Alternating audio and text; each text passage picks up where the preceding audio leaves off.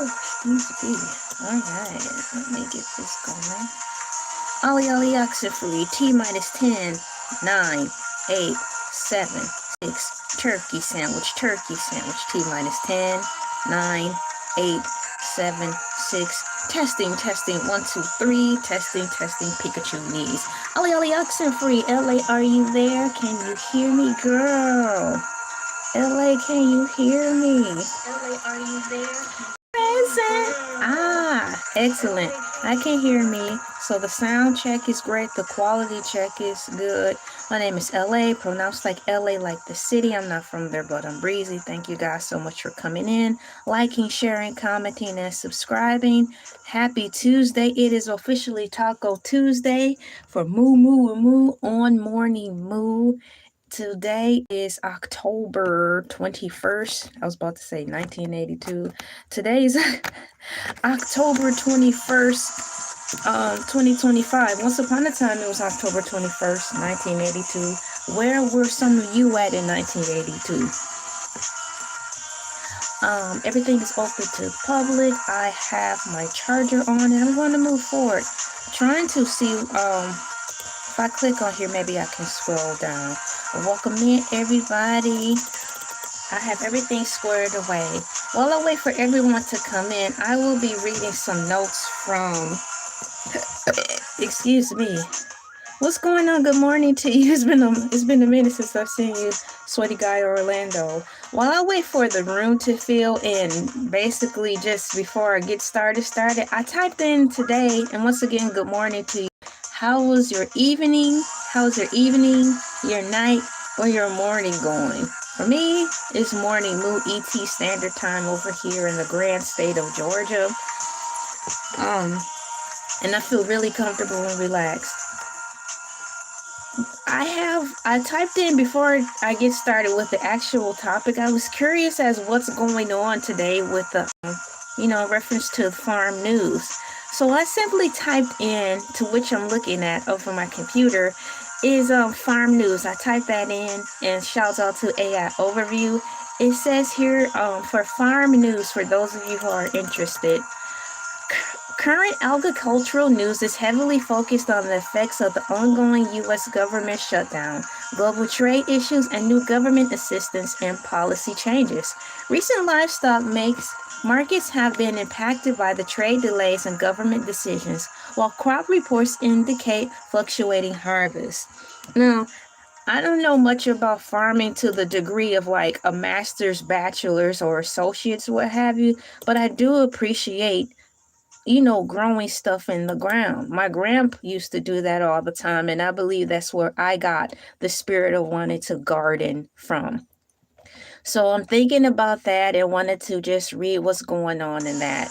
Let me find some fruits and vegetables and corn or something. Let me see. We've got some trees, 4-leaf clover. Perhaps I could put some things in here to just represent what I'm talking about. Key development on agricultural policy and government. Government shutdown impacts. An ongoing partial U.S. government shutdown is causing major disruptions in the agricultural sector. That's so sad and unfair. The USDA has furloughed thousands of employees, including staff at the Farm Service Agency, known as the FSA, halting key services like program applications and farm loans, y'all.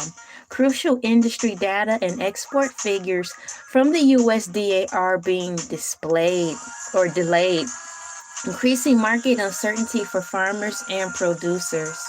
Farmer assistance and grants. The USDA has accompanied nearly 1.8 million acres into its conversion reserve program known as CRP for 2025.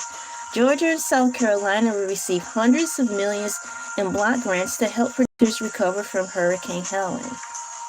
And then right here it says disaster aid is available for livestock producers affected by floods, wildfires in 2023 and 2024. Trade and tariff. The Trump administration is considering importing red meat from Argentina. I did see that, to help lower U.S. beef prices, a move that has angered domestic cattle ranchers. Meanwhile, trade issues with China over soybeans continue to depress prices for U.S. farmers. They're still fussing over that. Doggone it. And lastly here, in this paragraph, SNAP and food programs. Federal funding cuts and pandemic-era programs that provide food to schools and low-income communities have been reported. Additionally, USDA Supplemental Nutrition Assistance Program SNAP benefits may be in jeopardy if the shutdown continues. Wasn't there a program that they have in reference to the SNAP people where they can, there's another program that they have where you can purchase specifically and only fresh fruits from farmers markets? I think they had something like that or still do.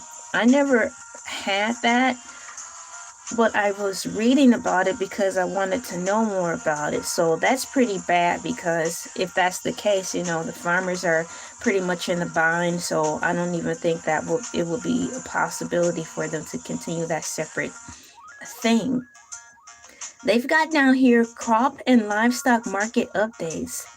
Okay, AI overview.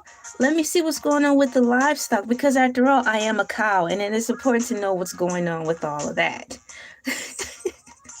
Live cattle and feeder cattle futures rebound slightly on October 20th after experiencing significant drops related to concerns about proposed government intervention in beef prices. Hog supplies are tightening. Oh, wow. But cash prices are declining, while cattle supplies remain tight overall.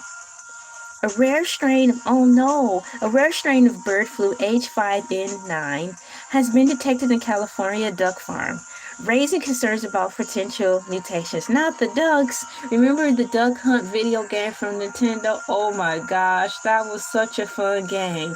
Now it was funny because our dad grew up over religious and a tightwad and said you cannot be playing pow games. You cannot play games that are violent. But he turned around and bought us the Nintendo system with the Duck Hunt game. And we were able to play that. And I was scratching my head because I thought we couldn't play violent games, but you get us the Duck Hunt game on Nintendo.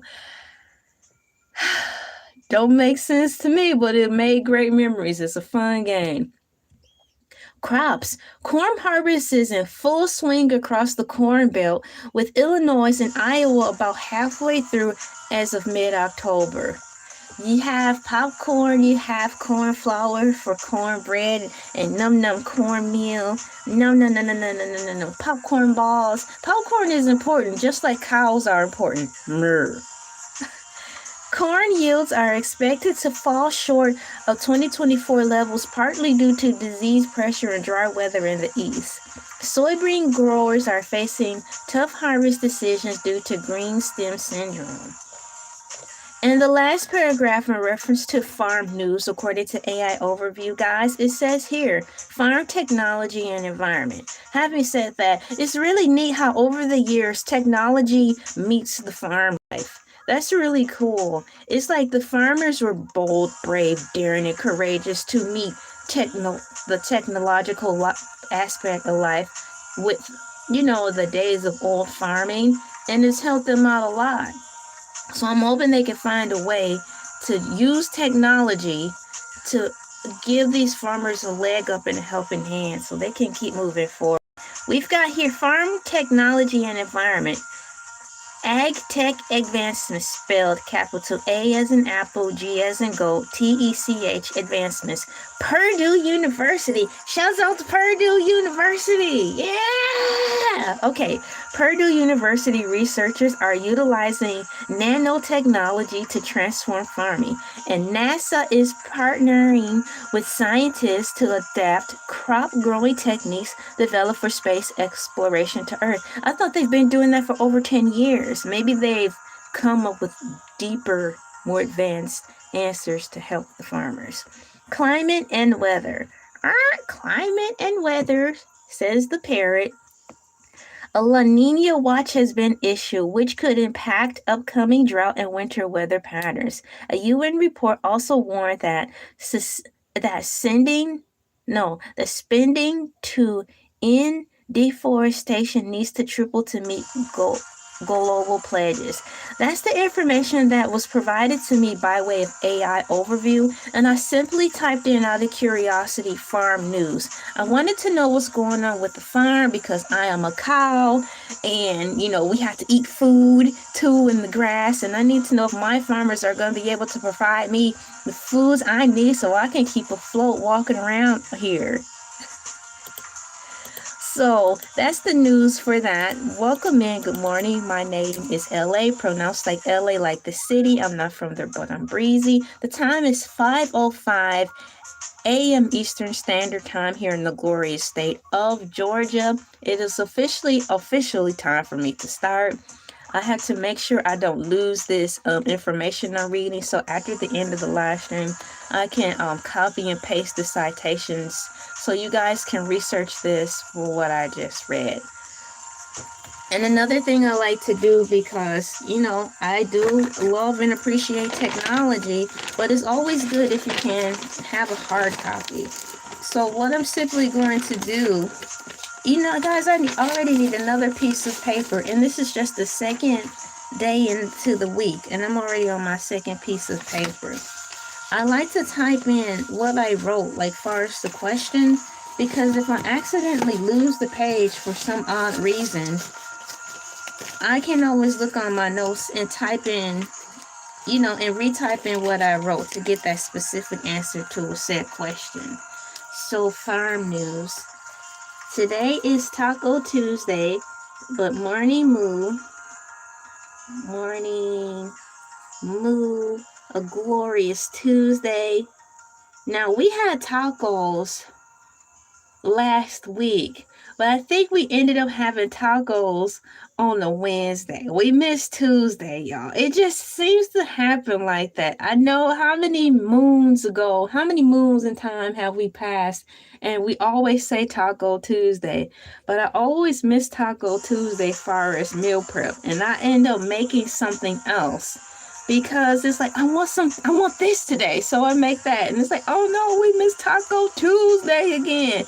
And we'll just laugh, and we're like, we gotta have Taco Tuesday on Wednesday. I was like, it's not the same. It's not the same. Moo to you too. So I wrote farm news in here. And that's a memo to myself, so I'll know where to come back to. Today we will be talking about Jello. It's so many facets of Jello we could talk about. So many facets about Jello that we could talk about that I did not know, y'all. It's crazy. But before we start, we have passed the 10-minute mark. Congratulations. It is time for the Cows in the Chat song. Cows in the Chat song is a fun segment where I just sing a little song that goes cows in the chat. But it's a moment where I celebrate the cows and apologize for planet Earth being so mean to them. It's time for the Cows in the Chat song, everyone. I need my harmonica, please. Harmonica. Ooh, Ladies and gentlemen, boys and girls, children, pets, plants, animals, artificial intelligence, and all living, breathing things here on planet Earth. They say that America is the great melting pot, and you're wrong. I think planet Earth is the melting pot. So welcome one and welcome all to Elay TV. It is time for Cows in the Chat, where we put in cow emojis, animal emojis, and or your favorite emojis in the chat while I sing a little song that goes like this. Ooh, cows in the chat, cows in the chat, moo. Cows in the chat, cows in the chat. Cows in the chat, cows in the chat, moo. Cows in the chat, cows in the chat. Now that I put some glorious cows in the chat, I'll be randomly placing different animals in the chat. But please be advised, since the chat is getting filled with random animals, including cows, it might get a little smelly. So have your digital air freshener spray cans ready. A shh. Cows in the chat, cows in the chat, moo. Cows in the chat, cows in the chat. Cows in the chat, cows in the chat, moo. Cows in the chat, cows in the chat. And while we're on it, dear NASA people, every time I'm on here dressed in my cow suit, doing the morning moo segment, it's always my purpose to ask, since you've opened up CERN and brought forth heaven knows what, can you do us a solid and give the earth the peace offering to say, look, we're sorry. On behalf of NASA, we really F things up for you fine people on planet Earth. As a gift to apologize, we're going to go into our labs and bring to you the unicorn. You know how lovely that would be, my cool peeps, if NASA just did us a solid and brought back a unicorn just to put a little spice of life back into planet Earth. Thank you for the cow. We've got cows in the chats. We have rhinoceroses in the chats. We even have swans in the chats. A shimmer, a shimmer,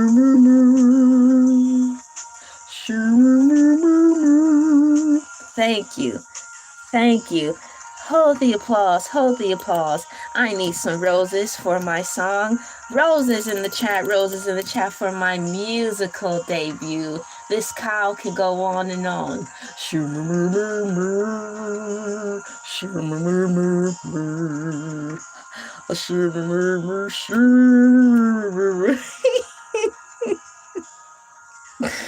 If I could keep a straight face, this would all work out just fine.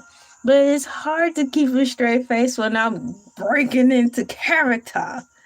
So we asked NASA, aka the Planet Earth science people, to do us a solid and bring us a unicorn. And the next thing on my list of things that I always ask when I'm dressed as a cow on Mondays and Tuesdays, if they could please go in the lab and do us a solid and give us a strawberry cow. Wouldn't that be a glorious thing to have a strawberry cow on deck? Because I like strawberry shakes. Oh my gosh, strawberry milkshakes are heaven sent. So that's my wacko's wish that I start out with the show with. Thank you guys so much for coming in, liking, sharing, commenting, and subscribing. Last Thursday, which was Freestyle Thursdays, y'all, we talked about Jello, but I had no idea under the sun that the topic of Jello has so many facets about it. So much so to the point I had to make it a part 2 and expand it over here to Morning Moo until for me personally, exhaust the whole thing. Let me dim these lights a little bit so I don't get a headache. And so I have a list of things from last Thursday of the stuff that we talked about, and the stuff that I want to talk about at some point today. Once I get my binder from under this table or my little workspace desk, I don't want to knock anything over. It's a tight space, but it's functionable. We've got cows in the chat. Welcome in, Tarsus. Good morning to me. How you doing today, this afternoon, late evening for you? Me, I'm doing great. I'm comfortable. I'm feeling good, feeling great. Feeling great, feeling good. How are you? Hey, there we back on those Jello shots. That's for grown folks. Y'all, grown folks gotta have a little fun too. And that sounds right on time on a nice warm summer day to which you're getting ready for, Tarsus. You're getting ready. It's that beautiful springtime over there. I miss the spring. I really enjoy the springtime. I believe it's my favorite season. I haven't changed from that since elementary. I think I discovered what my favorite season was in 4th grade. Because during the springtime in elementary and grade school, of course, we did the little paper cutout projects with paste and rubber cement or whatever. It was a lot more cool things you could do come springtime to decorate. I'm great. How are you, sister from another? I'm doing perfect. Thank you so much. Digital high five. High five. I'm looking through my notes, Tarsus, I was about to say Taco Tuesday, from Freestyles Thursdays, where we all was here talking about Jello, and I'm gonna read off the list of ideas that came out of Freestyle Thursday's Jello topic. Jello, Flubber, Jellyfish, and Just Jiggly Foods Part 1. So why do hospitals serve Jello? What is Jello made from? Can Jello promote wound healing? The evolution of Jello. What are in the ingredients of Jello? Do Jello have a hyphen in it? How do you spell Jello? Or is it like Jello didn't always have a hyphen in it, or nah? What are Jello food alternatives? So is Jello really made of animals? Electrolyte Jello. You can put Pedialyte in Jello. Does Jello really have anti-inflammatory properties? How is Jello comfort food? Vegan Jello? And the history of Jello. I thought so many topics, questions with just this one question. I have to make a part 2. This is what I wrote last Thursday, y'all. Not knowing that I done opened a Pandora's box. Who would have thought Jello had a Pandora's box? This is supposed to be an innocent subject. With this time Thursday, well, last week Thursday, I got lightheaded over finding out that Jello may in fact be made from animal parts, because there's a such thing that hospitals are starting to serve, and one I believe already is practicing, to serve the patients who are on a vegan diet. Vegan Jello. Walking down the street, vegan Jello.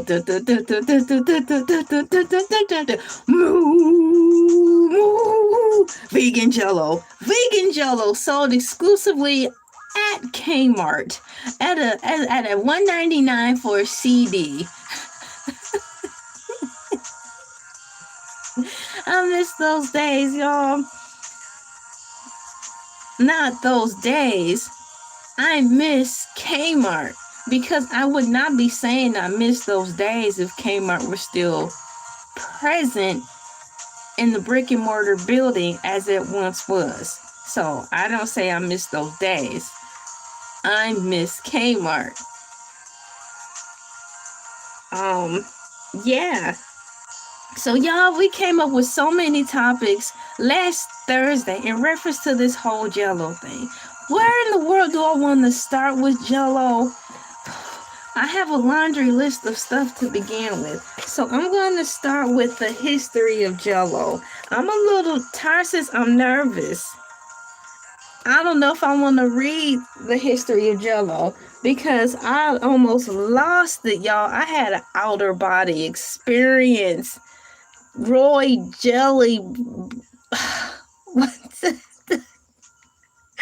Roy Jello Bryson.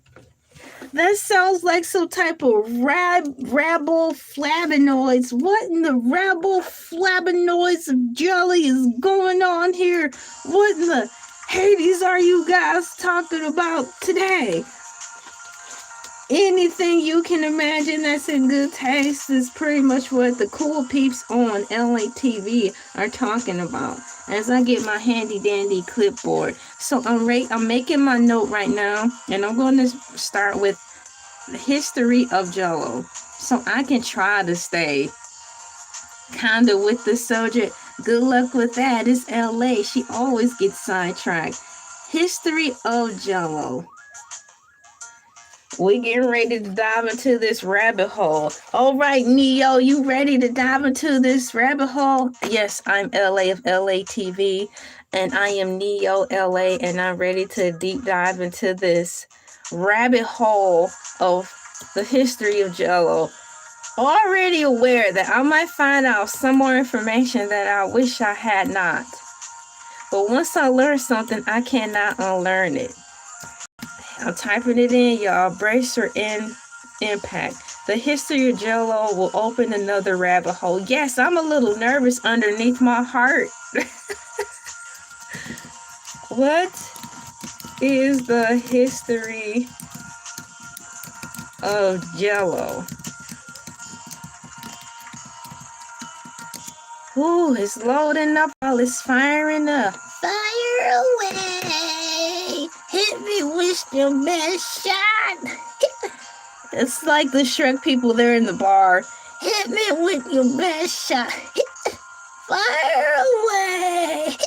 I'm ready to learn the unforeseen truths about the history of Jello. Are you sure? Do you need another Jello shot before we dive deep into this one? You know what? Give me another one. I'm ready now. All right, according to AI Overview, Jello's history began with Peter Cooper, who patented a gelatin dessert powder in 1845 that didn't gain popularity. Once again, Jello's history began with Peter Cooper, who patented a gelatin dessert powder in 1845 that didn't gain popularity. And I wonder why it didn't gain popularity. Who in the right mind gonna need a powdery substance? If you don't add colors and flavors to Jello, it just tastes like chicken. I concur with that statement. I agree. That's all they have us eating around here, slop anyway. Sit down. It's too early for this. I'm already weary about what I'm gonna find out about Jello. In 1897, Pearl and May Waite in Leroy, New York, added fruit flavors to Cooper's product. Cooper's product, and May Waite named it Jello. Okay. The brand was sold in 1899 to orator Frank Woodward. Orator Frank Woodward, and its popularity grew significantly after recipe booklets. It's effing Jello. Why do you need a booklet? Just run water in it, mix up the chemicals, sit it in the fridge so it can turn magically into a solid. And you say your prayers and or your Hail Marys and eat it. That's it. It's just 3 easy steps. What more could you possibly need to know? The brand was sold in 1899 to orator Frank Woodward, and its popularity grew significantly after recipe booklets were published in 1902, and advertising campaigns, including the famous Jello girl, began. You know, I forgot all about her. Now, the famous Jello girl, they're showing a picture of her. She don't look as creepy as the Wendy's girl. I can say that much. So they did a fine job on choosing the Jello girl. She don't look creepy like the Wendy's child. You know, when I was growing up, sometimes the Wendy's girl would kind of frighten me a little bit. If I stayed in the not in the RV, if I stayed in the drive-thru and there was a long line, there's a wraparound. So when you hit the wraparound, the Wendy's drive-thru, there was the Wendy's logo right there. Her face was just right there. And it was like, I'm like, okay, that's a little creepy. I hope they hurry up and get these orders done so I can drive past her. Because she was just staring there like this. Are you gonna order something? Are you gonna order something? Are you gonna order something? Are you gonna order something? Are you gonna order something? Ah! Get me out of here. I put the car in reverse and I'm out of here. I'm like, no, I'm not gonna order something. You scared me now. Everything needed a booklet back in those times. No Google or AI. I knew, right, man.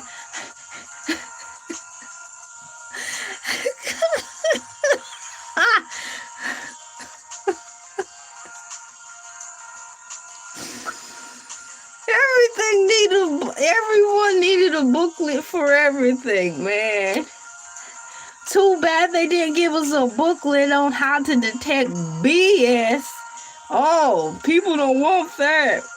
In 1845, Peter Cooper received the first patient. Wait. Retraction. In 1845, y'all, Peter Cooper receives the first patent for powdered gelatin dessert.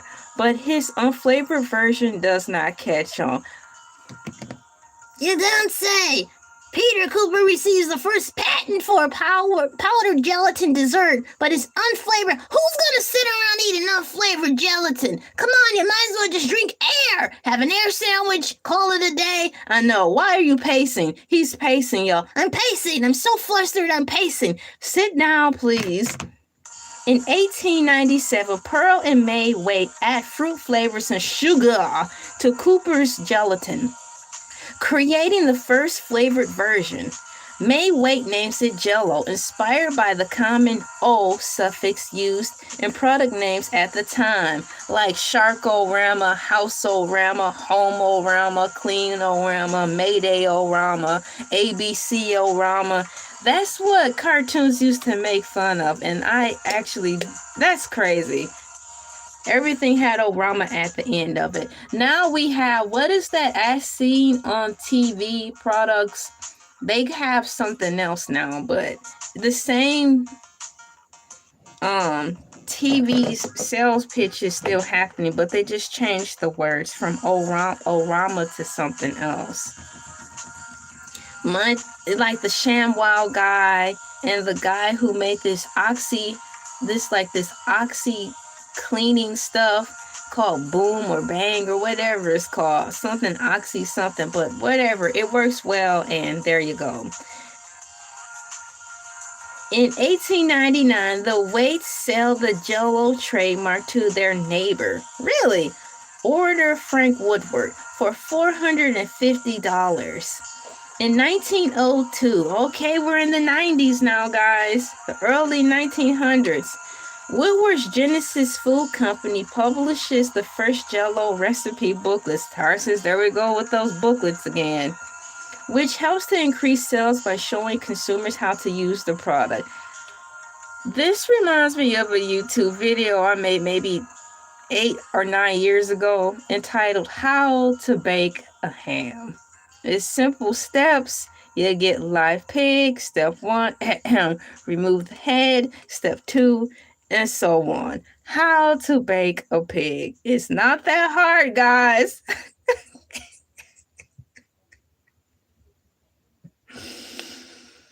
Oh boy. 1902, Woodward's Genesis Food Company publishes the first Jello recipe booklets, which helps to increase sales by showing consumers how to use the product. 1904, 2 years part-time. There's 1902 and 1904. Advertising features the Jello Girl, helps to further boost brand awareness. So the Jello Girl was officially introduced in 1904. Amazing. My grandma was born in 1919, so Jello's been around before my grandma was even thought. That's bonkers and bananas right there, right? Wow. So you mean people were making food before then? Like, what I'm saying is, people were making processed foods and packaged foods before, 1919. They were already in the market of making store-bought food, so I don't know why they're so hard on us. They've been doing this since the beginning of time. I think they need to cut us some slack. Seems like they've been making processed food since Earth existed. I'm not getting ready to go down that rabbit hole. If the food is good, eat it. 1950, the popularity of Jello salads. Where's my vomit emoji? Oh my gosh. I typed in sick in the search engine and it wouldn't give me anything. I mean, it's so easy. Let me go down here manually and find it. Oh my gosh, guys. Jello salads. Where's my cringe? Oh, not Jello salads. Not. So that's what I want to talk about next. That's disgusting. Jello salads. Jello.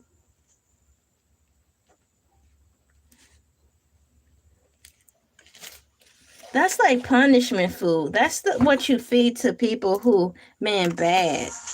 You're getting a Jello salad while we all go to the buffet and get whatever we want to eat today.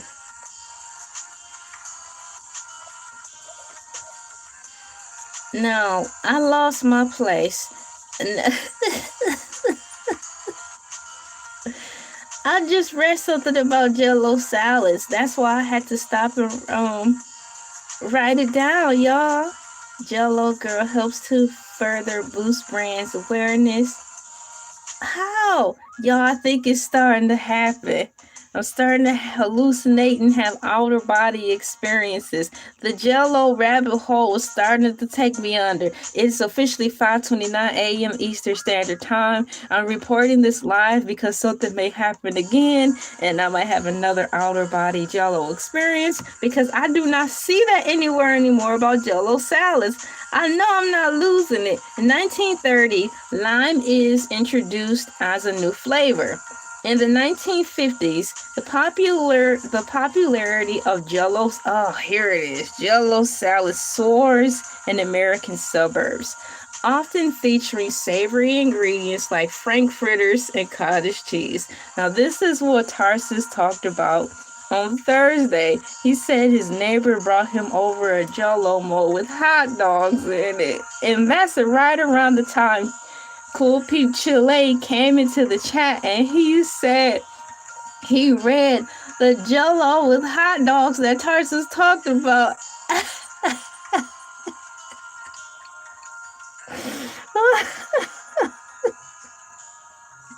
It's true. It's true.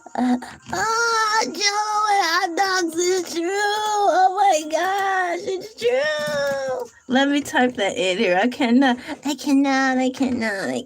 OMG, I cannot. My mouse. What's going on with my mouse? Move it along. My mouse is active, but I cannot find the cursor. Let me type. Let the girl live. Where's y'all? I lost my cursor. Here it is. I cannot.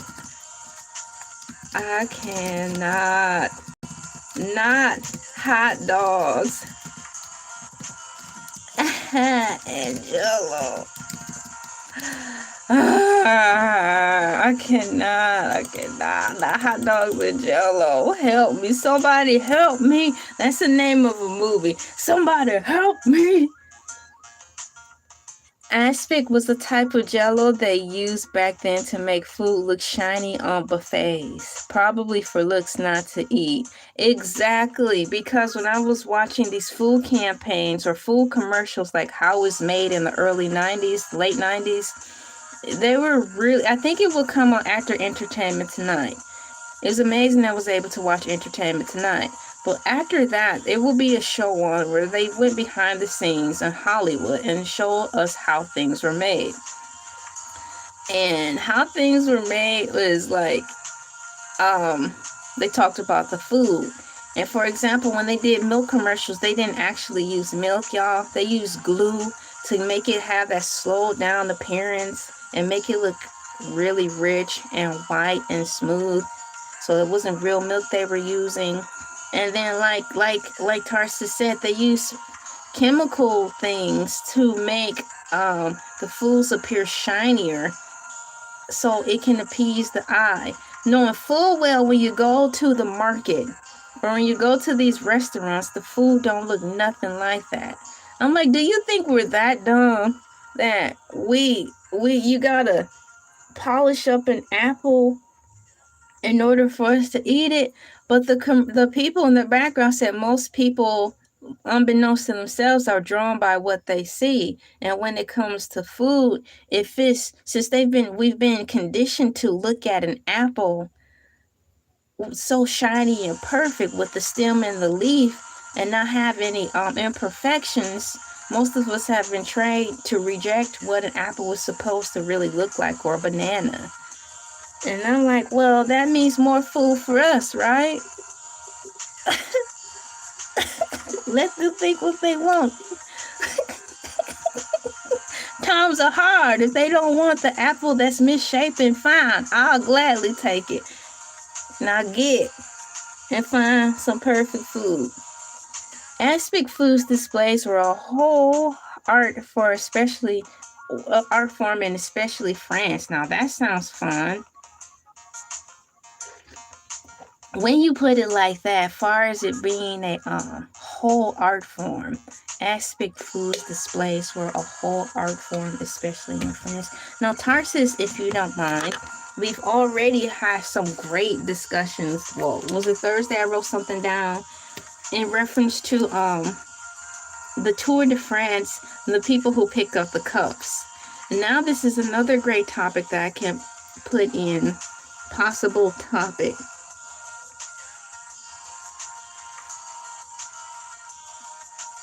Possible topic at Tarsus. And you wrote, and I'm going to quote it in my notes so I can have this as a future topic. Thank you for that. Aspic foods displays.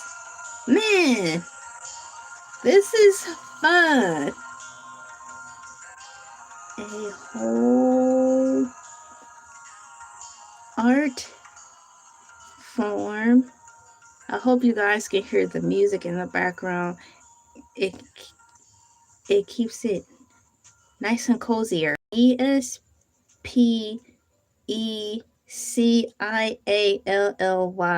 in France. It took forever to write that down. By gosh, I wrote it down. Possible topic. Thank you, Sir Tarsus, for your topic idea. So we've talked about the Jello salads, but there's more to it, guys. Buckle in. In 1950s, the popularity of Jello salad soars in America's suburbs, often featuring savory ingredients like frankfurters and cottage cheese. Jello's golden age is often considered to be this decade, in the 1950s. Now, I think my mom put cottage cheese on her Jello. Now, I eat weird food, but I wasn't able to get past the cottage cheese. In 1960s, the famous advertising slogan, "There's always room for Jello," is introduced. That guy is still going around picking up cups. I see, just like we said, it's the perfect job security job, because by the time he finished going all the way around the country, it's gonna be time for them to start the Tour de France again. So he might as well just stay there and continue the cycle. Now, if I was in France, that's the job I signed up for, because there's no way in Hades where I will never have nothing to do. It's the perfect job security job. It's always gonna be something to do. Sign me up. I'll gladly pick up cups. I mean, that's all I have to do. That's all I have to do. Please and thank you. Thank you guys for putting likes in the chats. They're going up slow and steady. 1960, the famous advertising slogan, "There's always room for Jello," is introduced. Late 1960s, 1970s, sales began to decline as more sophisticated global cuisines become popular and Jello salads fall out of fashion. How in the age do food fall out of fashion? Now, that's definitely where they're talking about the ritzy stuff comes in at. So the golden age of Jello was in 1950s as Jello salad in American suburbs, spike up. And then in late 1960s, 1970s, sales began to decline as more sophisticated global cuisine. So you mean to tell me Jello was no longer considered a sophisticated meal anymore? It's like the rich people were like, "Oh, we've graduated from Jello. We've frowned upon and shown upon Jello. We've deemed officially here on the ritzy people community that Jello is now considered the poor man's food. We've elevated to caviar." I think that's what happened. The history of Jello. I wonder if there's more. I want to see a deeper dive in the history of Jello.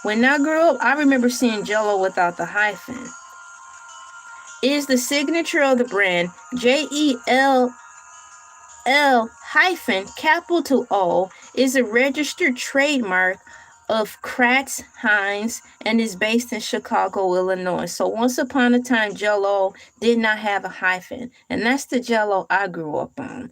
Now that they put the hyphen in it, they're probably putting people in it. Stop, you gonna get this channel shut down. Forget what he said. Forget what he said. Y'all can't be saying stuff like that. I'm so close to my YouTube goal. Please don't be saying stuff like that. You gonna get me suspended. You gonna get me canceled. The dessert was especially popular in the first half of the 20th century. The original gelatin dessert began in Leroy, New York.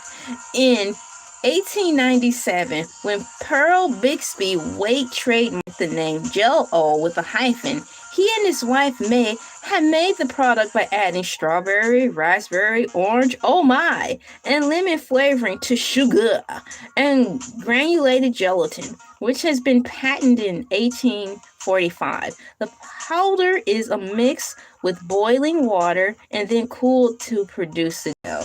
The magic of Jello. Jello, y'all, is magic food, like in Adventure Time. Magic man! Well, there's magic Jello! Now my leg is starting to fall asleep, so pardon me as I adjust. Why is this moving like that? Stop, computer. There.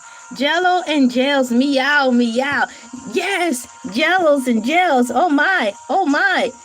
I gotta adjust the way I'm sitting. Let me move this out of the way. I'm going all the way. Get away, please. You take the breath right out of me. Kept the hole where my heart should be. You gotta fight just to make it through. What is it? Y'all, it's a tight spot I'm working in. I need to adjust my leg. It actually fell asleep today. Yesterday, I think I was able to do the whole live before my leg fell asleep. So what I did was I adjusted my leg before it fell asleep. So that's what I didn't do today. I didn't adjust my leg before it fell asleep. That's why it officially fell asleep. Moving forward. Now I had to wait for my beautiful foot to wake up. My beautiful, precious foot has fallen asleep. Because your platform's boring. Y'all need to support me. Quit saying that. These guys are something else. So I'm learning a lot in the Wikipedia. We've got a description section right here in the Jello. Jello is sold, prepared, and ready to eat, or in powder form, and is available in various colors and flavors. They have blue Jello that is so pretty.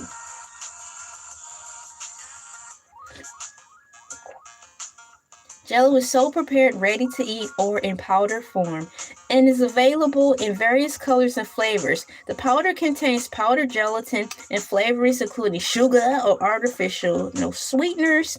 It is dissolved in hot water and then chilled and allowed to set. Fruit, vegetables, and whipped cream can be added to make elaborate snacks that can be molded into shapes. Remember Jello Jigglies? And then you get the your mom's cookie cutters, and you make gingerbread men Jello, or the star Jello Jigglies, or circles, shapes Jigglies. I like the cubed Jigglies. I'm not sure how they made those things, but they're pretty darn cool. The only thing I can think of from the time when I grew up is, those old-fashioned ice trays. My grandpa had that because my grandpa, it's like my mom's dad. So in his time, he still had the refrigerator with the old-fashioned ice tray where they had the ice tray, and then there was this metal contraption that you would sit down into the ice tray, where it was basically a divider so the ice cubes can form. In my mind, that's what I think the parents used, like the housewives of old used to make the perfect Jello square cubes. Some non-gelatin pudding and pre-filling products are sold under the Jello brand. Ordinary Jello pudding is cooked on the stovetop with milk, What? Then eaten warm or chilled. Where's Jello? Wait a second. How are you just throwing this in here without a buffer? Wait a minute. Some non-gelatin pudding. See, there wasn't a blend in here. I thought still talking about Jello, y'all. They threw in pudding, so that threw me off because I thought I was still reading about how to make Jello. So I'm like, why are they talking about milk? No, there wasn't a buffer or a break in between the transition from one subject to the next. So that's why it threw me off. Some non-gelatin pudding and pie filling, it says, products are sold under the Jello brand. Ordinary Jello pudding is cooked on the stove top with milk, then eaten warm or chilled. Whereas Jello instant pudding, num, is mixed with cold milk and chilled. It sets without cooking. To make pie fillings, the same pudding products are prepared with less liquid. History. It seems like we just read the history of Jello in this Wikipedia thing. But there's more. There's more. Truffle is a famous dessert using Jello custard and sponge cake.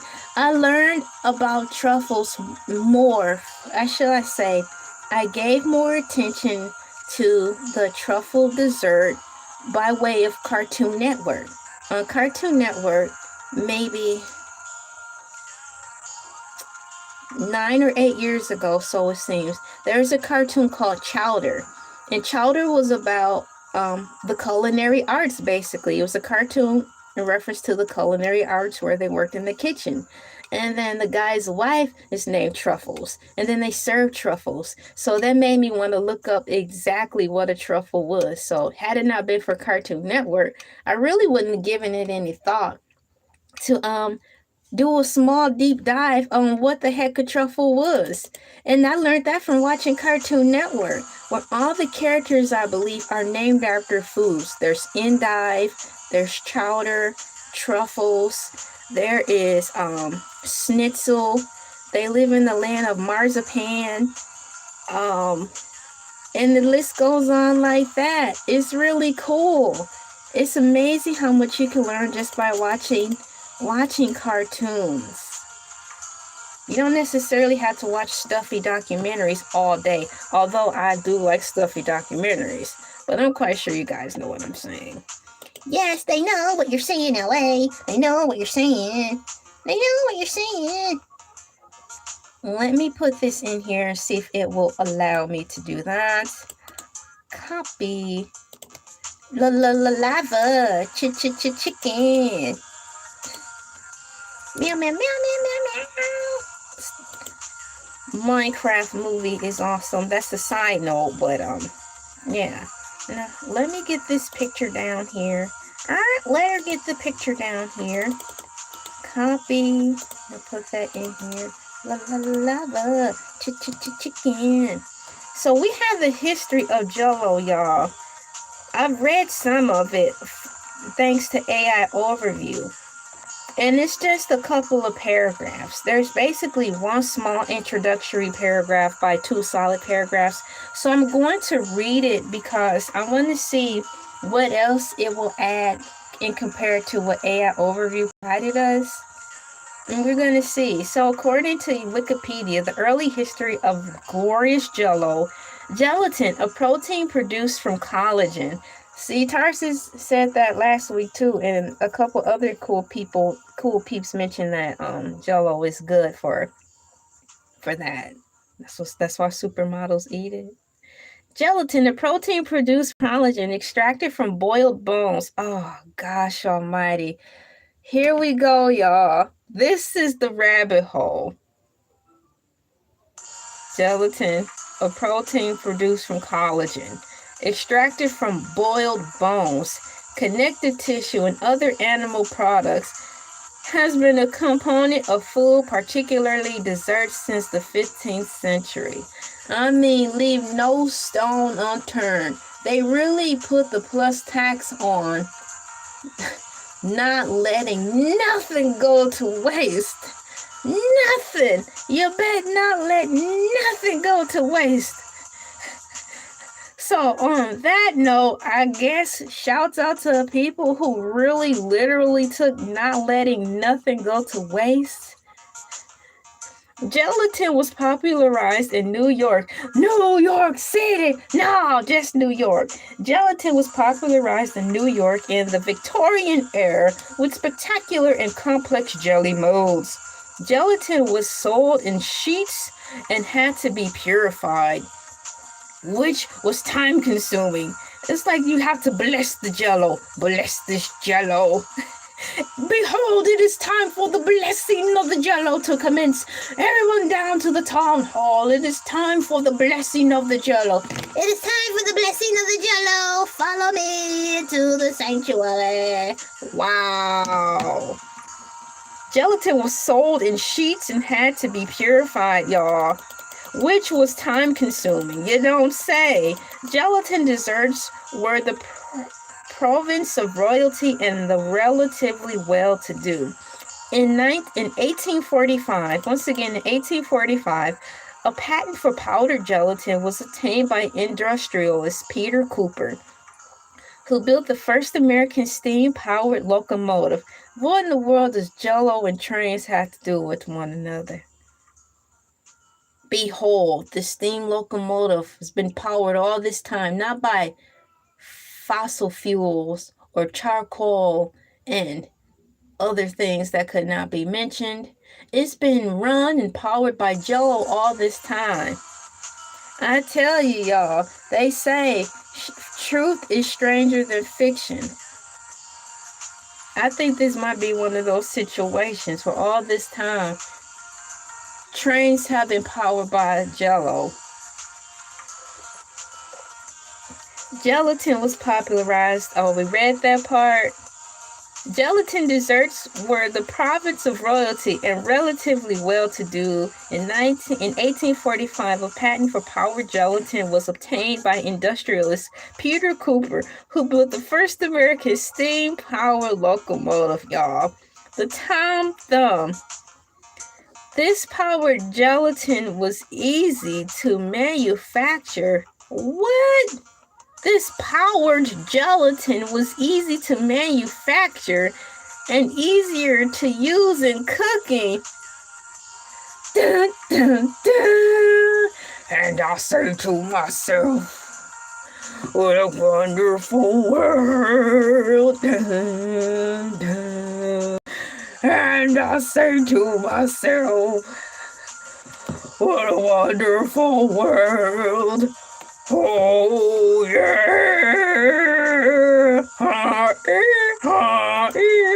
man, who would have thought that Jello would have such a dark tale?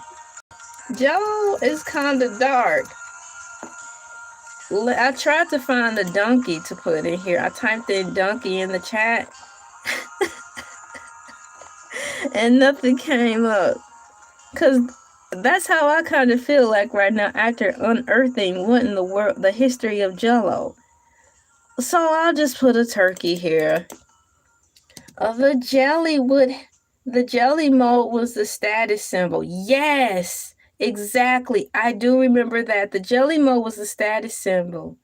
The better the mold design, the cooler you were. Exactly.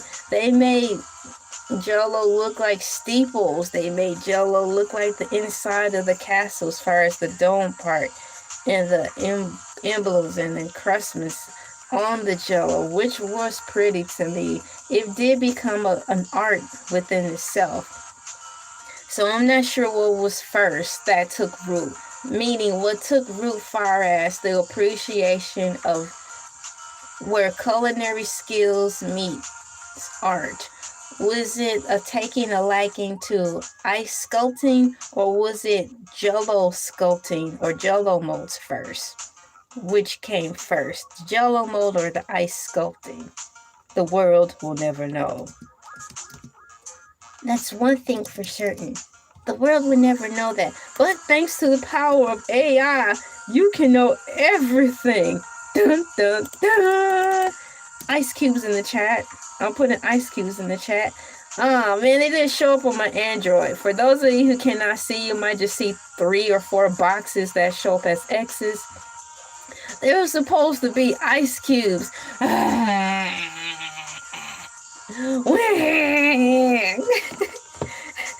Cue the ugly cry. In 1897, guys, the Leroy, New York carpenter and cough syrup manufacturer. Y'all don't like where this is going. In 1897, Leroy, New York carpenter and cough syrup manufacturer Pearl Bixby Wade trademarked a gelatin dessert called Jello with a hyphen in it. Wade and his wife May added strawberry, raspberry, orange, you name it, and lemon flavoring to granulated gelatin, and a sugar company produced the stressful grain o health drink. Y'all.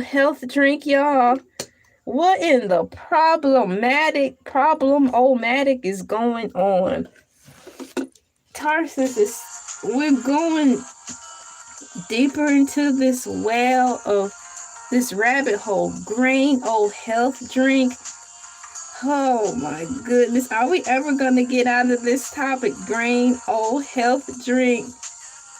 What is that? And then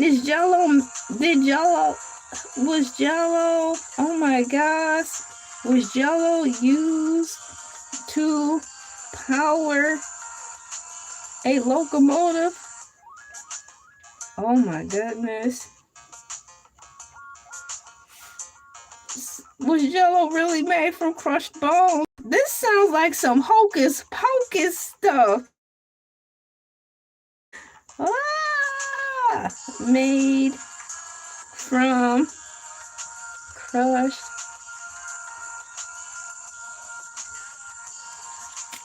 ice sculpture was about the same time as jelly. They both required ice. Wow.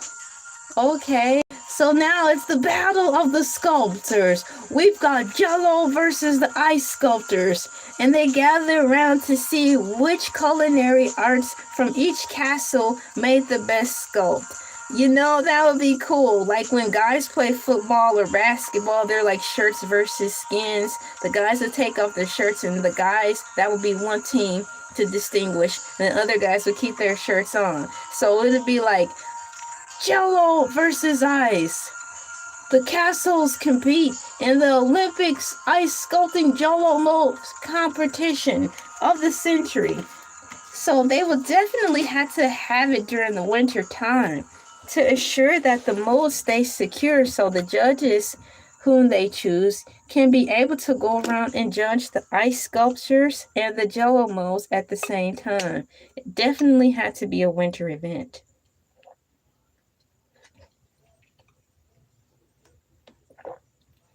Wow.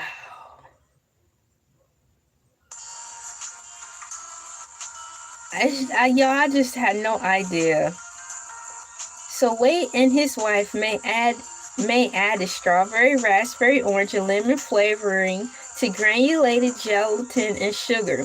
In 1899, Wade sold Jello to orator Francis Woodward, whose Genesis Pure Food Company produced successful grain o health drink, part of the legal agreement between Woodward and Wade.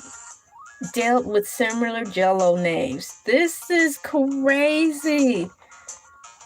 Going mainstream. Various elements were key to Jello becoming a mainstream product, guys. New technologies such as refrigeration. Oh my gosh, what in the barbaric is going on? Refrigeration.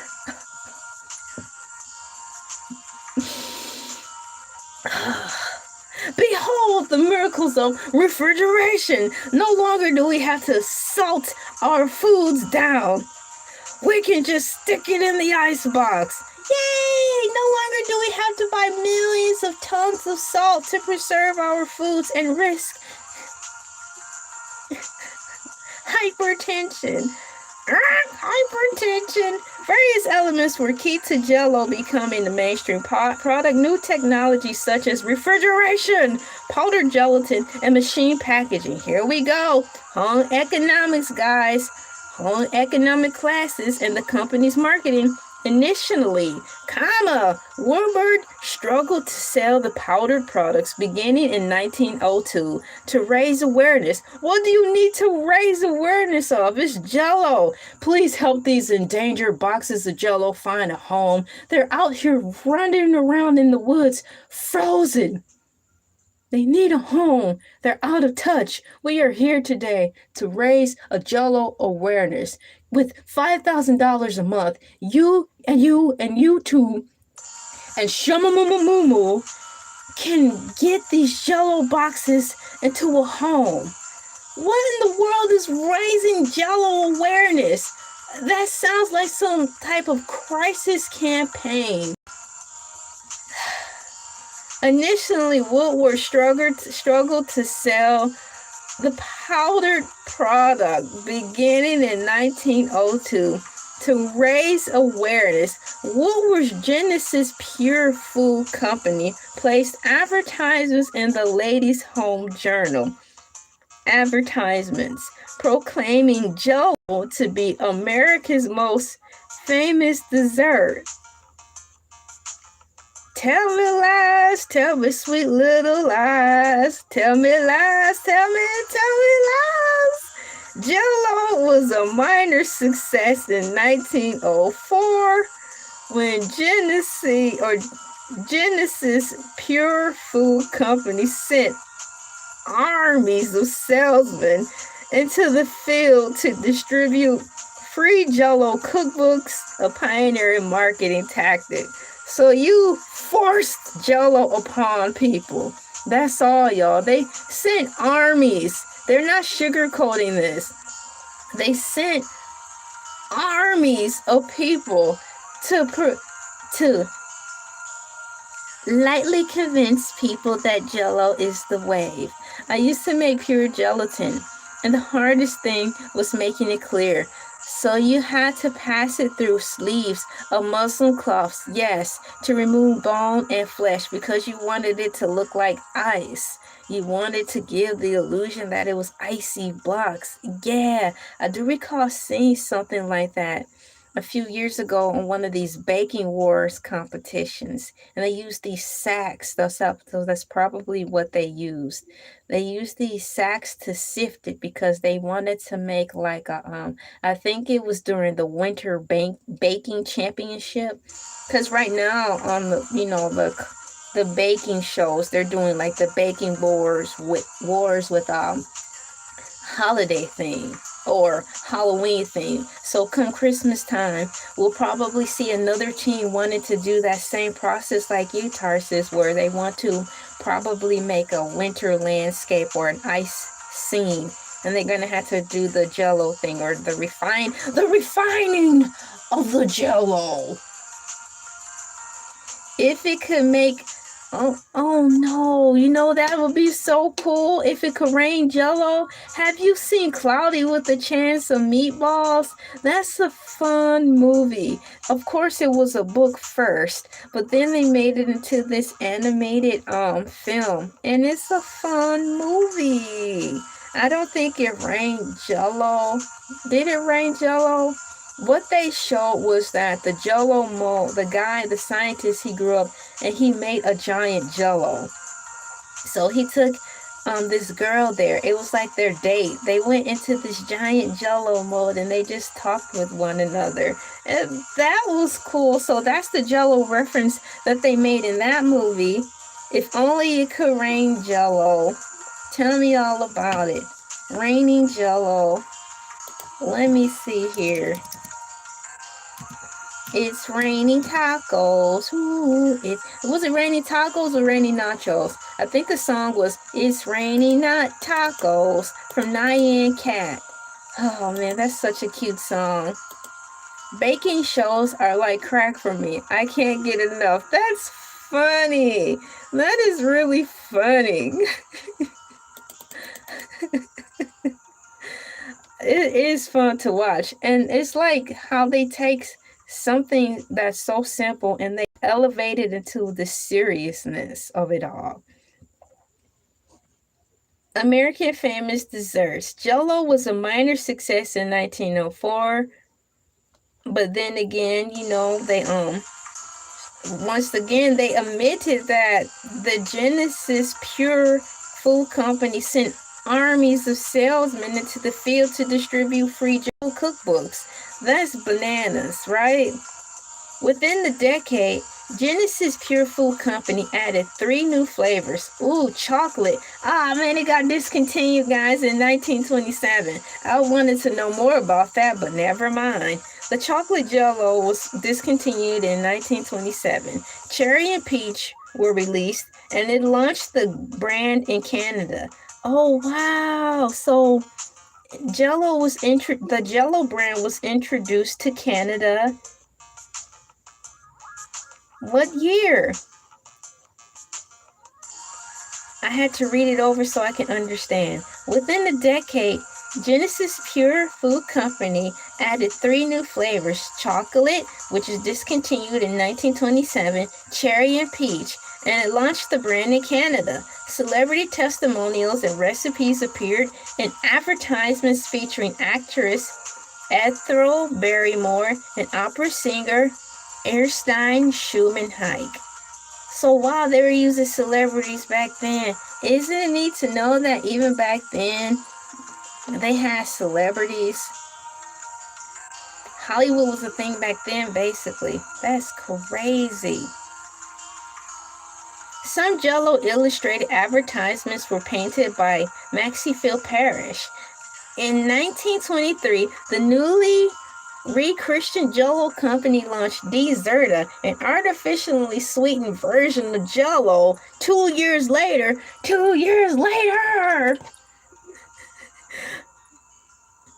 it says Potsdam and Genesis merged. A merger. And in 1927, Potsdam acquired Clarence Birdseye Frozen Foods Company to form the General Foods Corporation. All these dang on mergers, guys. All these dang on mergers. By 1913, there appeared a vogue in American cuisine for congealed salads.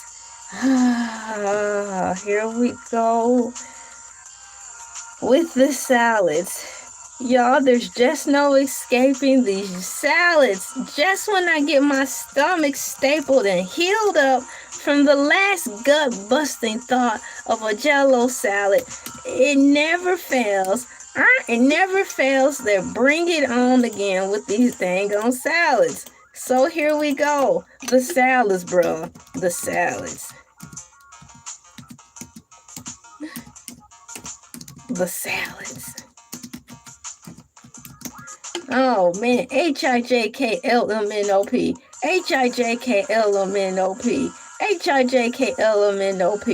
I refuse to use swear words. Oh my gosh, I'm getting ready to try to stomach through this, y'all. I'm about to read about these dang on Jello salads. My 1930, let me put my seatbelt in, as I brace for impact. There appeared a vogue in American cuisine for congealed salads.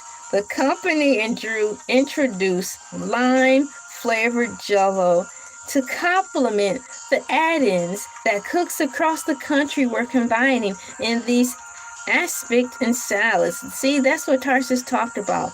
Aspics. Aspics, or meat jelly, is a savory gelatin made with meat stock or broth set in a mold to encase other ingredients.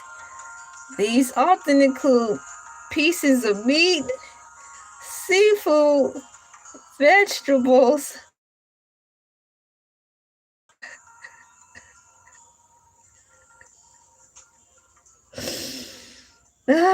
reverse crying. This just don't hit well with me, right? It's like, what?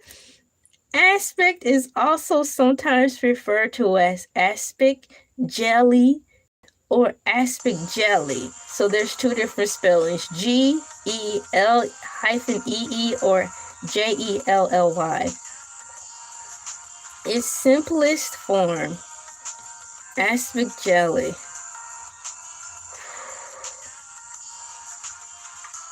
I am at a loss for words.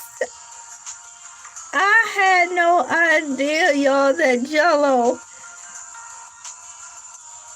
I didn't know there were so many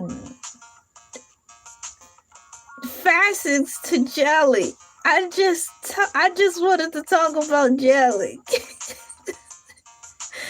And continuously, in video number 2, I done effed around and found out some more stuff that I really wish I had known about jelly.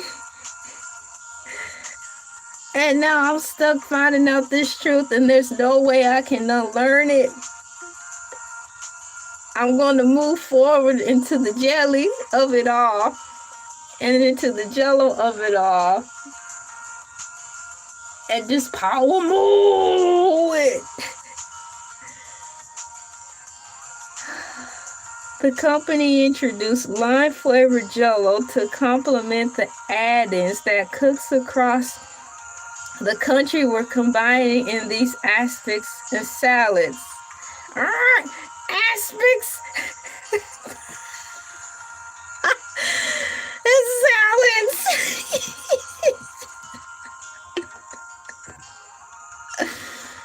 Oh man. Terrains were coated in aspics for eye appeal. Thank you, Tarsus, for your valuable information, and I really mean that, because you learn so much. But what I'm learning so much of is stuff that I wasn't expecting. Popular Jello recipes also included ingredients like cabbage, celery, green peppers, and even cooked pasta. How? Oh my gosh. In 1934, sponsorship from Jello made comedian Jack Benny the dessert spokesman. Jack Benny was an American entertainer who evolved from a modest success as a violinist on the vaudeville circuit to one of the leading entertainers of the 20th century, with a highly popular comic career in radio, television, and film. He was known for his comedic timing. You got to have comedic timing. You got to have comedic timing. Want to tell a joke? You want to hear a joke? Sure. So do I. Stuff like that. So that's cool. So they picked Jack Benny as the dessert spokesman. As this time Post introduced a jingle featured by the agency Young and Rubicam that was familiar over several decades, in which the spelling Jello was or could be sung over raising five notes musical theme. Now that's really cool. This time is like wrestling with Joe. It sure is, because the moment I get my hands wrapped around it, it's like I lose grip and in touch of reality, because it's throwing me off into something else. The jingle, oh wait a second, who is Young and Rubicam? YMLY&R was an American marketing and communications company specialized in advertising, digital and social media sales, promotion, direct market, and brand identity consulting, formed from the 2020 merger of VML, founded in 1992. Wow. Okay. The jingle was written by Don Besto, who at the time was the band leader on Jack Benny's radio show, the Jello program starring Jack Benny. Wow, so you mean to tell me the Jello had a podcast? All right, Jello had a podcast. In 1936, thanks guys for the expressions and the emoji thingies. I see them on the computer here. They're fun and cute. Thank you. Oh, I see the word chocolate. In 1936, chocolate? Did someone say chocolate? Cue the birds from Finding Nemo. Mine. Someone say chocolate? In 1936, Comma! Chocolate returned to the Jello lineup as an instant pudding, made with milk, and it proved enormously popular. And over time, other pudding flavors were added, such as vanilla, tapioca, coconut, pistachio, butterscotch, egg custard, flan, and rice pudding. I've heard of flan. Flan, a British cuisine, an egg-based dish with an open rim pastry or sponge base containing a sweet savory filling. We've tried flan before around the Thanksgiving time. I wanted to try it. I think it was on Manager Special, and it had like a few days before it expired, but I think they had so much of it in that size. So I believe I brought one home to try. It wasn't bad. I'd have it again because it's been a few years in between since I've had flan. So definitely. By the 1950s, salads became so popular. Here we go. Oh, that Jello responded with savory and vegetable flavors such as celery, Italian, mixed vegetable, and seasoned tomato. These flavors have since been discontinued.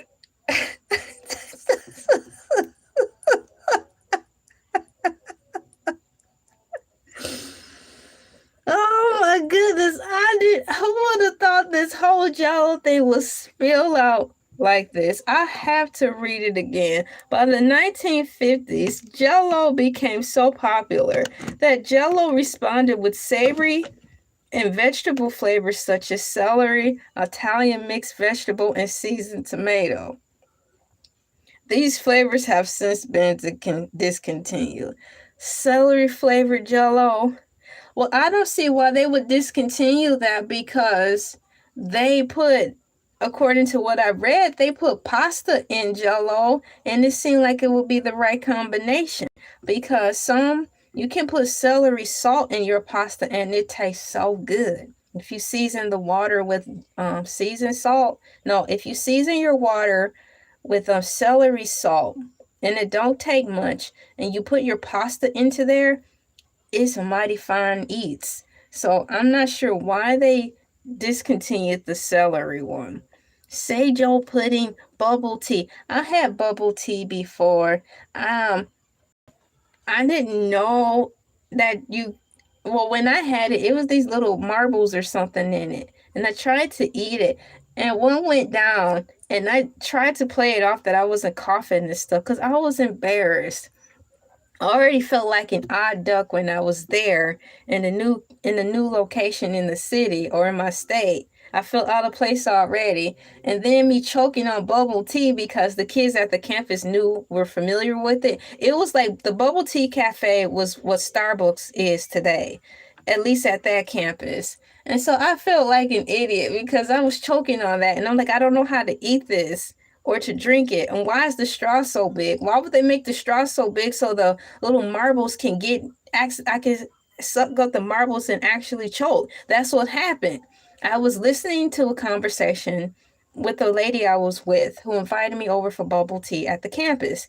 And then I was looking around at my surroundings and I was drinking that, and one of those bubble tea things went down. I was like, oh gosh, this is so embarrassing. I'm glad I lived to see another day, but good mercy. That's that on the history of Jello. There's more to come with this. They've got a baby boom section. They've got sales decline and turn around. Y'all, the sales decline and turn around the Jello. Turn around, right round. Meow, meow, meow, meow, meow, meow, meow, meow, meow, meow, meow, meow. Okay, stop the song, stop the song, girl. We don't need that right now. What we need you to do, LA, is to stay focused. I'm trying to stay focused, but when we're talking about salad Jello, moving further, they have, man, you guys, this list goes on. Jello shots. There's even a section for Jello shots on Wikipedia. Manufacturing and tourism. Now, I don't know why they're showing the back of a house that looks kind of spooky, but it's giving Kellogg's cornflakes vibes, like how they said Kellogg's first was made out of a insane asylum. What's going on, Big Papa? Stopping in to show some love. I overslept this morning. That's okay. That meant you probably needed to rest. You got to get your wins when it comes to rest when you can. Good morning to you. Thank you for coming in. Long time no see. You have a great day at work. A lot of you guys are getting ready for work or leaving work. So I wish you a happy day at work, a safe day at work, a stress-free and peaceful day at work. And I hope you find an easier way to make your job more easy. Shouts out to Big Papa for stepping in really quickly to say hi to the cool peeps. Good morning, everybody, and welcome in. It is officially 6:24 a.m. on this glorious October 21st. Eastern Standard Time over here for me in the grand state of Georgia. We're holding it down, having a good time talking about Jello as I become mind blown over and over again. I missed the Power Ranger streams. I'm so sorry. There will be another Power Ranger stream on Monday. I already have it added, so if you want, when you go through, you'll be able to put the notification on if you want to. But yes, never fret. I will be having another Power Rangers video next Monday. The Power Rangers one is right up there with this Jello app, not application, this Jello topic. I'm just unearthing so much stuff. It's just so much to talk about with it. It's like, when will it ever come to an end? But that's what made talking about these things so cool. Yeah, and Benji also said, he left a comment and was like, dang, I missed the Power Rangers one. Yeah, it'll be back on again Monday. Thank you for your interest. And definitely, yes, have a great day at work. We've got manufacturing and tourism of Jello, advertisement section, in culture, memorial. It's more, well, how do I pronounce this word? M-O-R-M-O-N, Mormonism. What does that have to do with Jello? But it's a whole paragraph in Wikipedia dedicated to that. And that's where it ends. Oh my gosh, they have Jello. Thank you so much, Big Papas. Thank you so much. And we have apricot, blueberry, black cherry, blueberry pomegranate, cherry, cherry lemonade, cranberry, cranberry fruit punch, grape, Jolly Rancher sour green apple, lemon, lime, mango, you name it, margarita, melon fusion, mixed chief grape color changing, mixed chef juice, mixed chef soda pop. I haven't heard of these Jello flavors before. Now I want to go try it. What's going on? Thank you for coming in for Saudi Arabia. Thank you and welcome. We're talking about the variations of Jello. We're on mixed chef soda pop, orange, peach, pina colada, pineapple, raspberry, strawberry daiquiri Jello.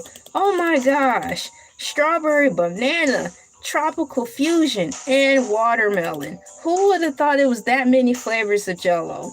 Now, when I worked at the grocery store stocking Jello, I do remember this.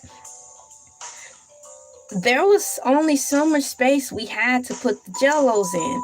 And even then, when I was stocking the shelves of the Jello, I was scratching my head, amazed at so many flavors of Jello back then. But here's a whole list of Jellos right here, guys. Did you guys know it was that many Jellos? I didn't. Did you?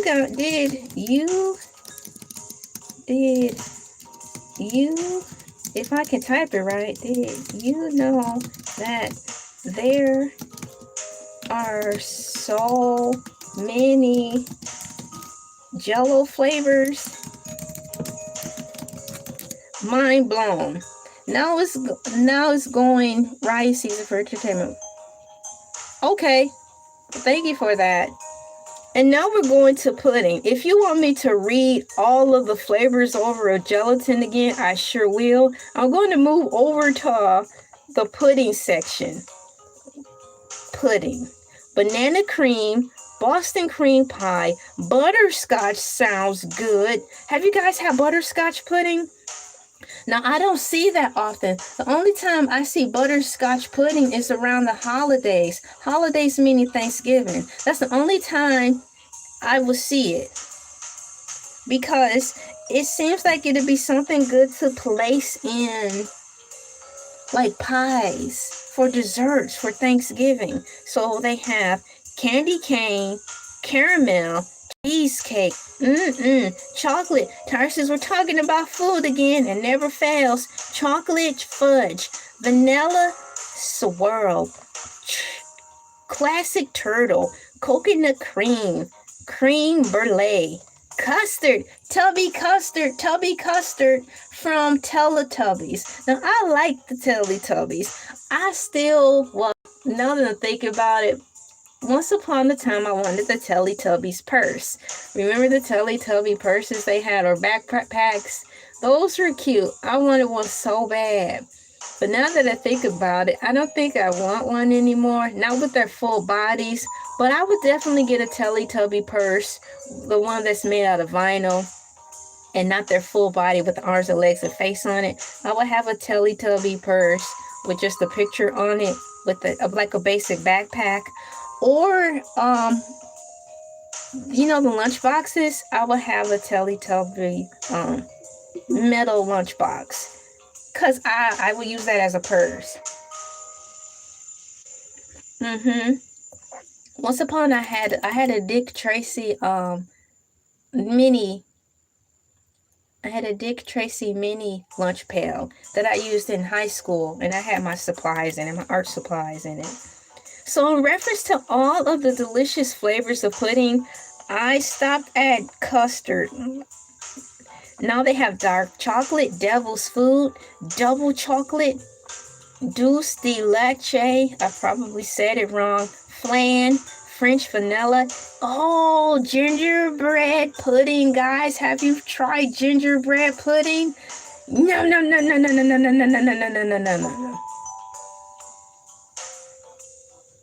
Have a good day. Thank you for coming in. I misread the message. I thought it actually said alls have a good day. That's why I wasn't quick to respond. I thought OSLOL was talking to owls, but owls isn't even in his chat, but that's what I thought I read. Sorry about that. Have a good day to you too. Thank you for coming in.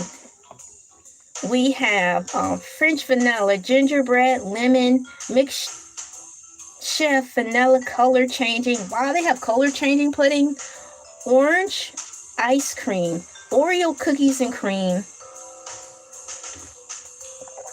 pistachio, pumpkin spice. Now we're talking about, when you think of pumpkin spice, I'm thinking about the Starbucks flavors of it all. S'mores pudding, strawberry cheesecake, strawberry cream, strawberry ice cream, tapioca, vanilla, and white chocolate. And that concludes all of the pudding flavors in reference to the flavors that Jello now have.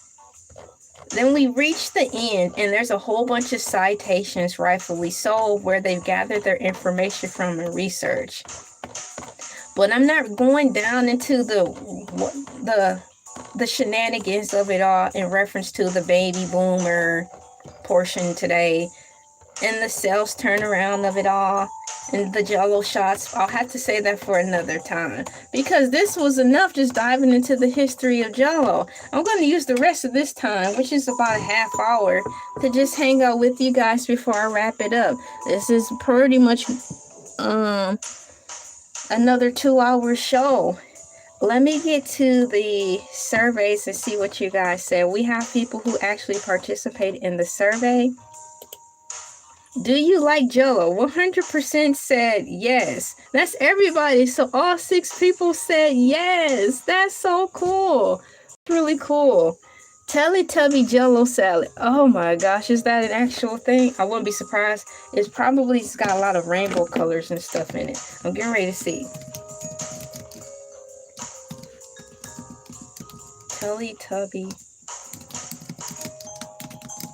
Man, the world is so amazing. Here we are learning about weird foods. I'm willing to try it, even though I feel so alarmed by it because I didn't know this was a thing. You know, I will be willing to try it in the name of fun. it's like, oh my gosh, though. It's like I reverse cried when I started reading, doing a more deeper dive in reference to the Jello salads of it all. I didn't think it was an actual thing.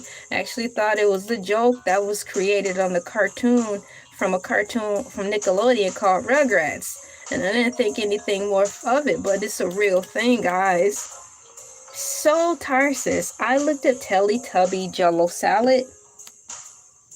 And according to AI Overview, Teletubby Jello salad likely refers to a colorful retro-style Jello salad that might be inspired by the children's show. Though it isn't a canonical dish from the show itself, recipes for similar-looking Jello salads exist, often made with Jello, whipped topping, cottage cheese, and fruit like pineapple and strawberries. Now, I can dig the notion of pineapples being in Jello. That would be good, probably.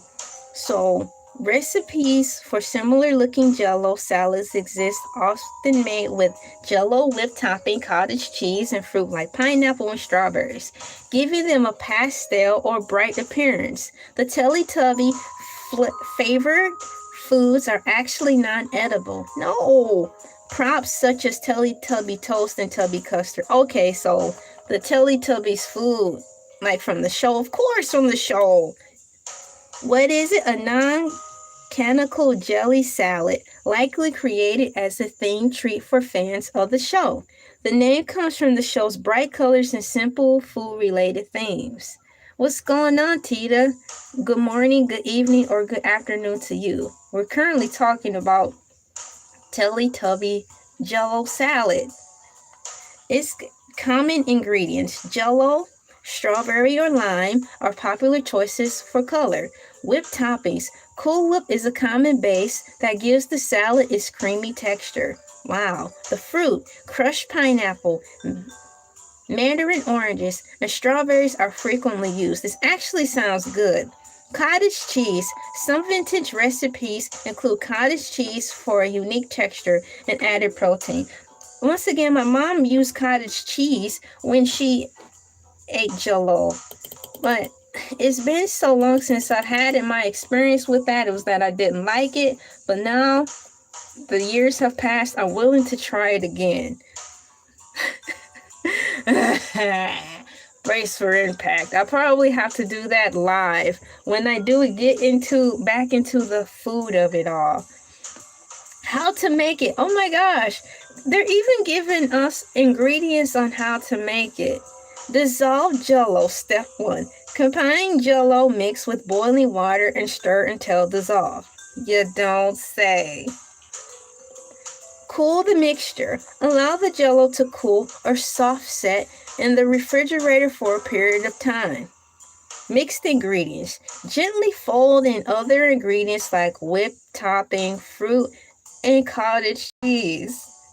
Chill. Pour the mixture into a serving dish or individual cups and refrigerate for a few hours until it's completely set. Have you guys ever wanted to speed up the process and put your Jello in the freezer for like 10 minutes? If so, did you yield favorable results or not? I might have to try that. Putting the Jello into the freezer, I don't think I will put it in there for 10 minutes. I think that's too much time. I will put it in there for maybe 8 minutes, and then I will take it out. And then that's what I would do. But nonetheless, moving forward, I might have to try that. I'm looking forward to gearing up to my cooking aspects of it, but I want some things to be set up before I get back into my my food portions of it all. Let me put this in here. Let me put just a second. And moving forward. So I want to get back to my cooking aspect and my recipes aspects of it all, but I'm going to wait. I'm going to wait for that because I've got so much right now. I forgot about my Jello in the freezer and I ate it frozen. It was amazing. So about how long did you keep it in there for? Because I'm thinking at best, keep it in there for about 8 minutes max. And then take it out. And then put it in the fridge so it can be processed. I don't want it to get too bad, because in my mind I'm thinking if I keep it in there too long and transfer it into the refrigerator, it's gonna turn watery. You know how they say if you put fish, if you're thawing out fish and you put it in hot water, it breaks down the fish in the wrong way and it's not good? 2 hours? Oh my gosh, really? Okay. So I might have to try that then. So saving that for a later time. And let me put that in here. You know what? I need to fix something right away. Let me use my brain. LA's using her brain. There we go. So dissolve the Jello, combine Jello mixed with boiling water and stir until dissolved. Cool the mixture, allow the Jello to cool or soft set in the refrigerator for a period of time. Or, like Tarsis said, just leave it in the freezer and walk away. Mix ingredients. Gently fold in other ingredients like whipped topping, fruit, and cottage cheese. Pour the mixture into a serving dish or individual cups and refrigerate. I like the individual cups of it all. That sounds really good. Oops. Let me see here. I like the Jello pudding cups and I like the Jello cups because it's easy to stack into the refrigerator opposed to having the Jello in the pan like they were saying, you know, beforehand. Tequila poured into a watermelon and put watermelon in the freezer, chop into pieces, add Jello. Nom nom. That sounds like a nice grown-up treat. It sounds savory. Can you believe we're almost at the 2 hour mark? I just started. Last time I looked, I was like, man, where's this time going?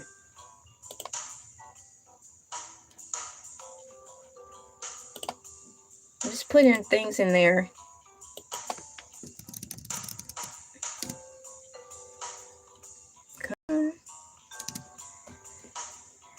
Filling up that. So we have garnish. You can top it with extra whipped topping fruit.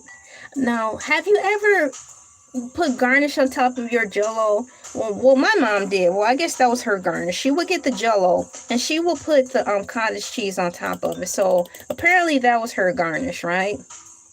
Yeah.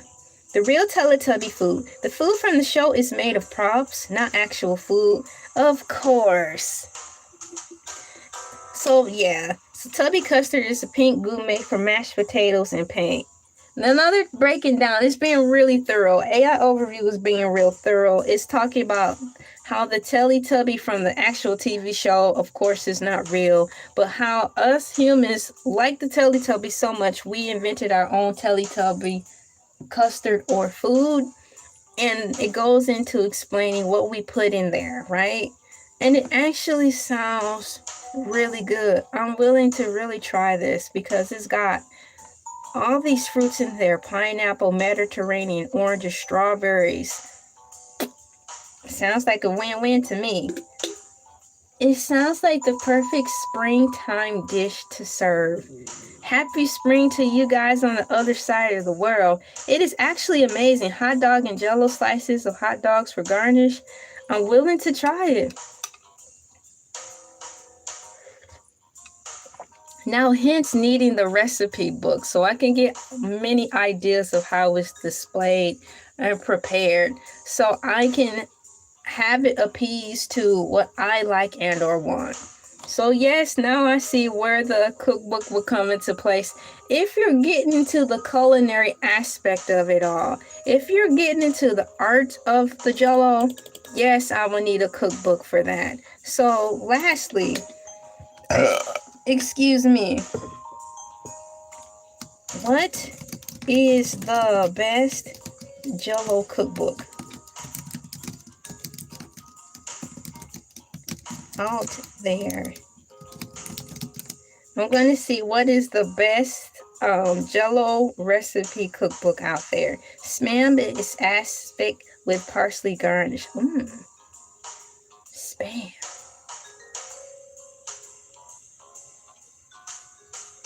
You know what? That maybe that's what that was.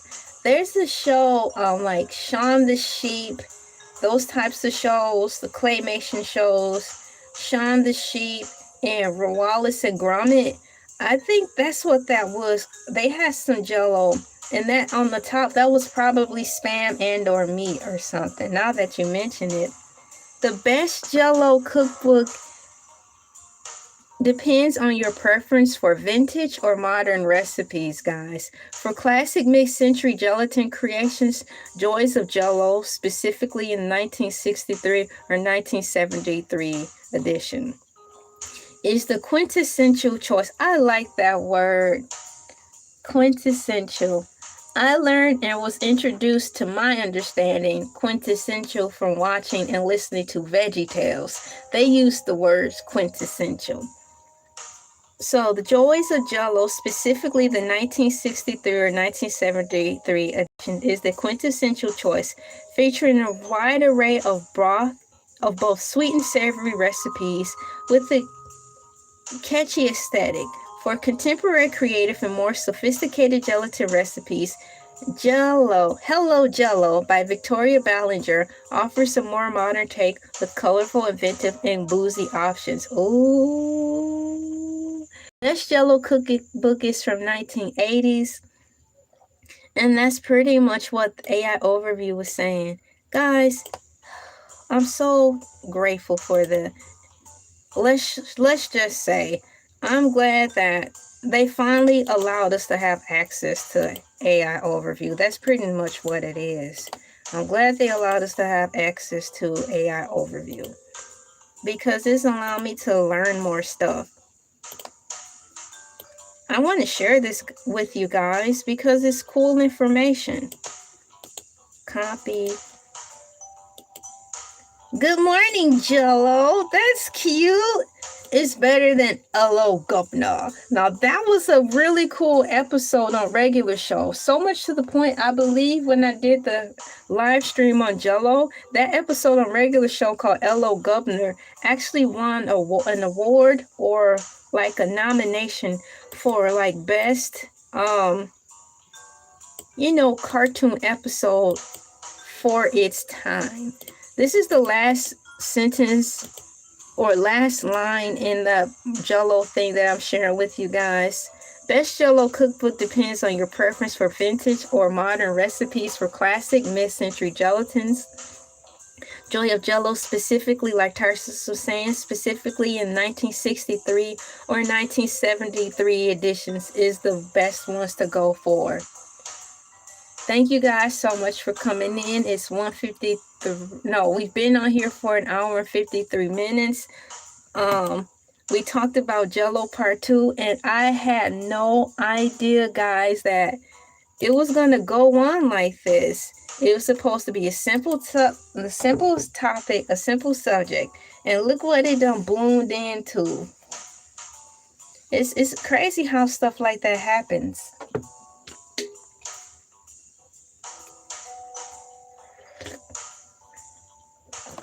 On Mondays and Tuesdays, you get me, Morning Moo with Elay TV. On Wednesdays, we finished exploring the YouTube Bible. Congratulations, Elay, for finishing that. And we have moved to another segment called Basket Head. Thank you so much, Tarsus. Thank you for coming in. And you have a great day, too. I appreciate your participation and sticking it out with me.